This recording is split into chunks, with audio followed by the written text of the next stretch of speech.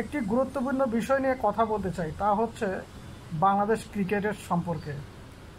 তো গতকালকে আমাদের ইন্ডিয়া এবং বাংলাদেশের মধ্যেকার প্রথম টি-20 ম্যাচটি অনুষ্ঠিত হয়ে গেল এবং সেখানে বাংলাদেশ খুব বাজেভাবে ইন্ডিয়ার বিপক্ষে হেরে গেছে এবং চরম লেভেলের আমরা একটা ব্যাটিং বিপর্যয় দেখেছি।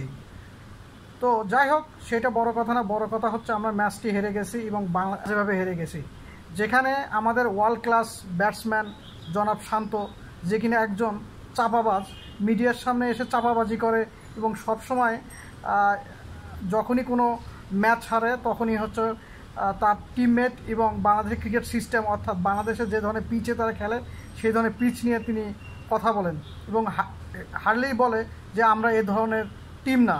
আরে বেটা, তুই খেলতে গেছিস, তোর হচ্ছে তুই বিশ্বকাপ থেকে শুরু করে এখন পর্যন্ত তোর টিমে কন্ট্রিবিউশনটা কি? তোর অ্যাজ এ ব্যাটসম্যান হিসেবে তুই দলে খেলিস, কিন্তু তোর পারফরমেন্সটা কি? তুই তো আসলে খেলিস হচ্ছে ক্যাপ্টেন কোটায় খেলিস। যখনই টিম ভালো খেলে তখন ক্রেডিট নিস এবং মিডিয়ার সামনে এসে চাপাবাজি করিস। এটা ঠিক না। তুই ভালো হয়ে যা,